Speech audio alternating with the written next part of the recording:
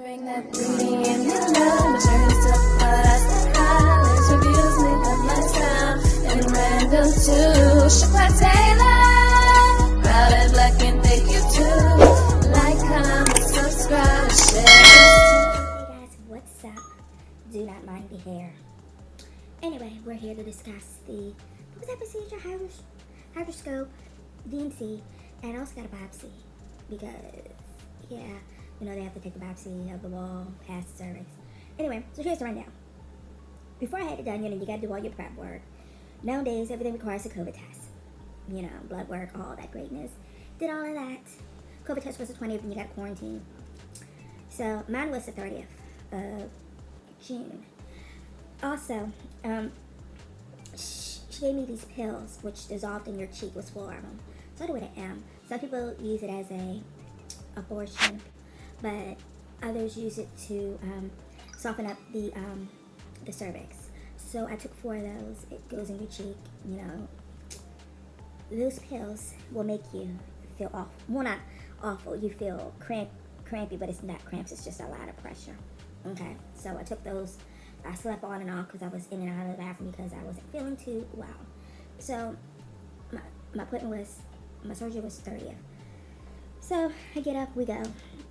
Because of COVID, he can't be right by my side, my husband. So I just took a risk flat with, a credit card, insurance, and my ID, which most things you do through the app, was just what I did.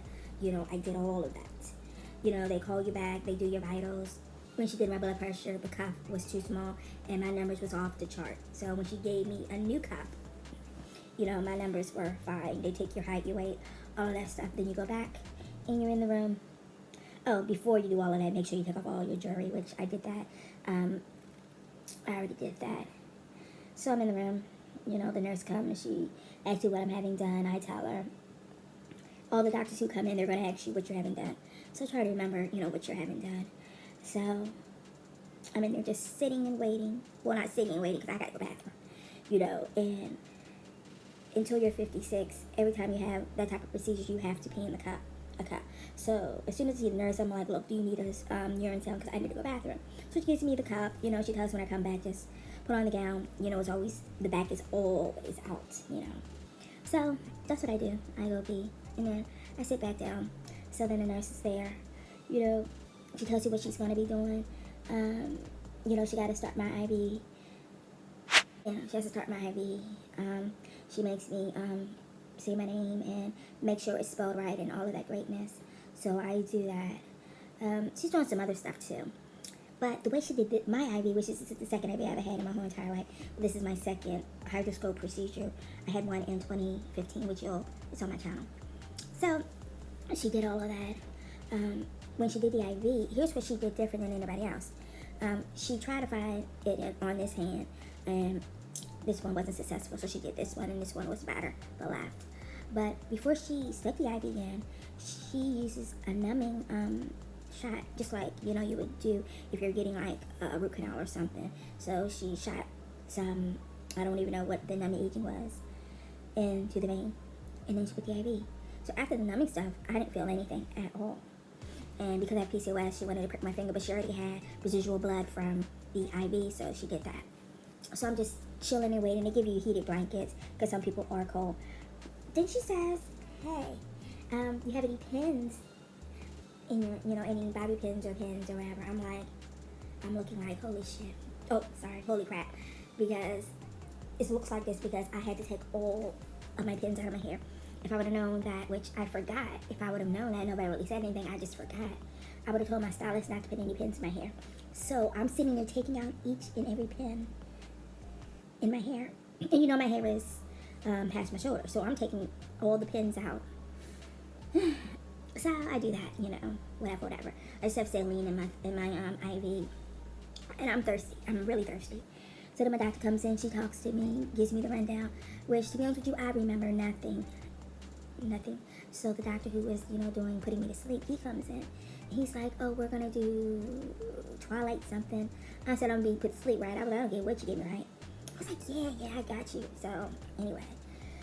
So, I'm watching 48 Hours on the TV after everybody leaves. About 30 minutes later, I get into the wheelchair. They wheel me down to the OR. She gives me another heated blanket because it's like 63 degrees.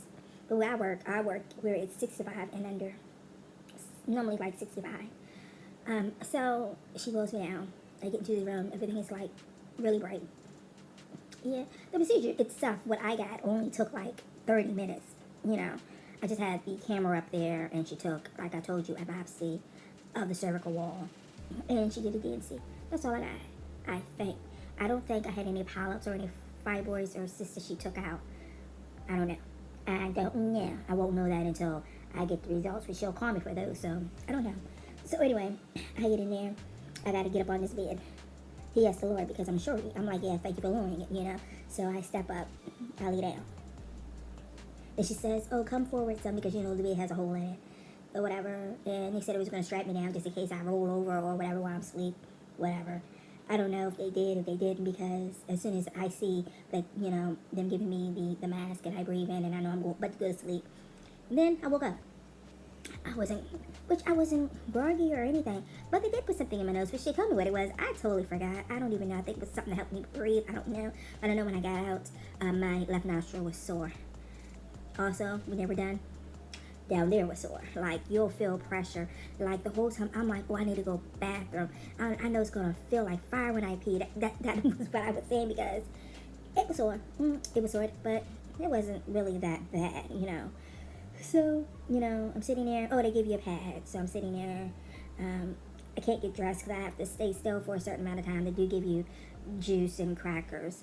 So I'm just sitting there. They text my husband when he can come get me. You know, and I'm just sitting there with the nurse. She takes my blood sugar. And really, that's about it. It was easy peasy, to be honest with you. After I was able to get my clothes on, because they want you to stay still to make sure that the medicine has wore off. They gave me like three types of medicine. 2 were for putting me to sleep, and 1 was for pain. They gave me something for pain in my IV. So that was sad. So my husband helps me put on my clothes, and then when the nurse is rolling me, I'm like, look, I need to go to the bathroom. You don't know, I'm probably gonna, when I pee, it's gonna feel like fire. So I go and pee. There is bleeding, because you're gonna have some bleeding. And I got to go home. I went to go get something to eat. Then I went home. It took a 3-hour nap. Woke back up, was starving. So went out, got something to eat. Came back, and then went to sleep. And I was asleep for about 7 hours. Now that I'm back up, I will say, feels like my period is here, but it is not here. There is no, it's not cramping. Everything is just pressure. So I just took Advil. I took off the day after my surgery just in case I was going to have any cramping or anything. When I woke up, I didn't see any blood, but, you know, I may or may not, but I haven't seen anything yet. But that's that. So if you had it done, or if you have any questions, drop that below because I can answer them. This is my second one. Oh, also, if you never had any IVs, the site where if they were successful or not, will be tender. I keep forgetting that I have a site here and I keep hitting it and it hurts, okay? So be careful with the IV sites on your arm because they're going to be sore for a couple of days. But that's that. Thanks for listening, guys, and that's my story. Oh, I also had it done because I had PCOS, and she was wondering why my periods were missing because, baby, I go like 8 months without periods. My general doctor was like, oh, you're in premenopause.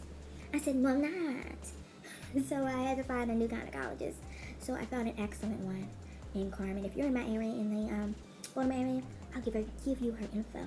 She's African American like me. Yeah, she's excellent in her field.